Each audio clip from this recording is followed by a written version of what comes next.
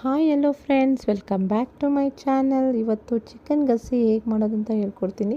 ತುಂಬ ಈಸಿಯಾಗಿ ಮನೇಲಿರುವಂಥ ಒಂದು ಸ್ಪೈಸಸ್ನ ಬಳಸಿ ಚಿಕನ್ ಗಸಿನ ನಾವು ಈಸಿಯಾಗಿ ಮಾಡ್ಬೋದು.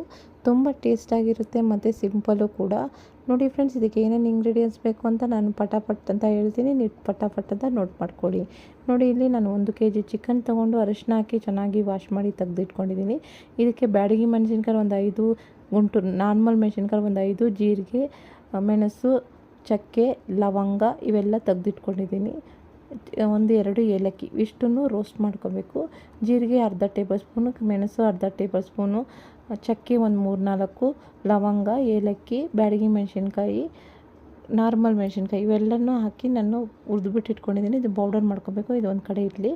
ಈಗ ಕಡಾಯಿನ ಸ್ಟವ್ ಮೇಲೆ ಇಟ್ಬಿಟ್ಟು ನಾನು ಒಂದು 3-4 ಟೇಬಲ್ ಸ್ಪೂನ್ ಆದಷ್ಟು ಎಣ್ಣೆನ ಹಾಕ್ಕೊತಾ ಇದ್ದೀನಿ. ಎಣ್ಣೆ ಬಿಸಿ ಆಗೋ ತನಕ ವೆಯ್ಟ್ ಮಾಡೋಣ. ನೋಡಿ ಫ್ರೆಂಡ್ಸ್, ಈಗ ಏನು ಟಿಪ್ಸು ಅಂದರೆ, ಇದು ಒಂಥರ ಡಿಫ್ರೆಂಟಾಗಿರುತ್ತೆ ಗಸಿ. ಇದನ್ನು ನೀವು ಚುಕ್ಕಾವಾಗಿ ಕೂಡ ಮಾಡ್ಕೋಬೋದು. ಚುಕ್ಕ ಹೇಗೆ ಮಾಡೋದಂತ ಇನ್ನೊಂದು ವೀಡಿಯೋದಲ್ಲಿ ಹಾಕ್ತೀನಿ ನಾನು, ಸೇಮ್ ಮಸಾಲ ಬಳಸಿ. ನೋಡಿ, ಒಂದು ಈರುಳ್ಳಿನ ಸಣ್ಣದಾಗಿ ಹೆಚ್ಚಿಬಿಟ್ಟು ಕರಿಬೇವಿನ ಸೊಪ್ಪು, ಈರುಳ್ಳಿನ ಹಾಕ್ಕೊತಾ ಇದ್ದೀನಿ.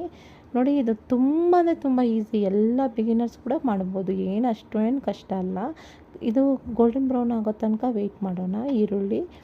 ಈರುಳ್ಳಿ ಎಷ್ಟು ಚೆನ್ನಾಗಿ ಗೋಲ್ಡನ್ ಬ್ರೌನ್ ಆಗುತ್ತೋ ಅಷ್ಟು ಟೇಸ್ಟಿಯಾಗಿರುತ್ತೆ. ನಾವು ಹುರಿದಿಟ್ಟ ಮಸಾಲೆ ಎಲ್ಲ ಪೌಡರ್ ಮಾಡ್ಕೊಳೋಕ್ಕೆ ಮಿಕ್ಸಿ ಜಾರ್ನಲ್ಲಿ ಹಾಕ್ಕೊಳ್ತಾ ಇದ್ದೀನಿ.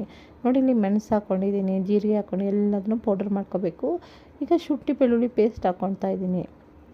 ಶುಂಠಿ ಬೆಳ್ಳುಳ್ಳಿ ಪೇಸ್ಟು 1 ಟೇಬಲ್ ಸ್ಪೂನ್ ಹಾಕಿಬಿಟ್ಟು, ಈ ಒಂದು ಶುಂಠಿ ಬೆಳ್ಳುಳ್ಳಿ ಪೇಸ್ಟಲ್ಲಿ ಹಸಿ ವಾಸನೆ ಹೋಗೋ ತನಕ ರೋಸ್ಟ್ ಮಾಡಬೇಕು.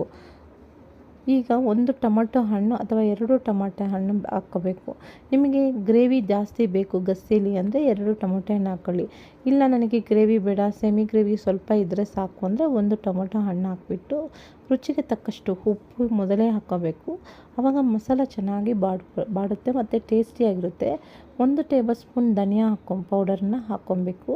ಇವಿಷ್ಟನ್ನು ಮಿಕ್ಸ್ ಮಾಡಬೇಕು. ಚೆನ್ನಾಗಿ ಮಿಕ್ಸ್ ಮಾಡಿ, ಹಸಿ ವಾಸನೆ ಎಷ್ಟು ಚೆನ್ನಾಗಿ ನೀವು ಫ್ರೈ ಮಾಡ್ಕೊತೀರೋ ಅಷ್ಟು ಟೇಸ್ಟಿಯಾಗಿರುತ್ತೆ. ಇದೇ ಮೇಯ್ನ್ ಮಸಾಲ ಆಗಿರೋದ್ರಿಂದ ಎಣ್ಣೆ ಇಲ್ಲ ಸುತ್ತ ಬಿಟ್ಕೊತಾ ಇದೆ ನೋಡಿ, ಅಲ್ಲಿ ತನಕ ಬಾಡಿಸ್ಬಿಟ್ಟು ಚಿಕನ್ನ ಹಾಕಬೇಕು.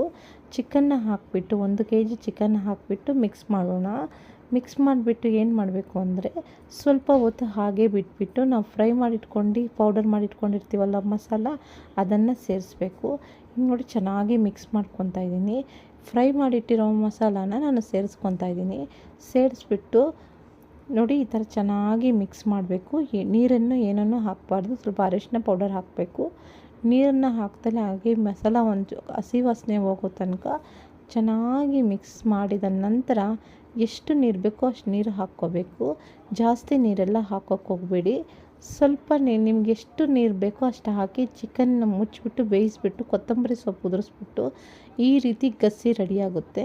ಈ ಒಂದು ಗಸಿ ನೀವು ಅನ್ನದ ಜೊತೆಗೆ ತಿನ್ಬೋದು, ರಸಮ್ ಜೊತೆಗೆ ಮತ್ತು ಚಪಾತಿ ಜೊತೆಗೆಲ್ಲ ತುಂಬ ಚೆನ್ನಾಗಿರುತ್ತೆ. ನೀವು ಸಹ ಮನೇಲಿ ಟ್ರೈ ಮಾಡಿ ನೋಡಿ.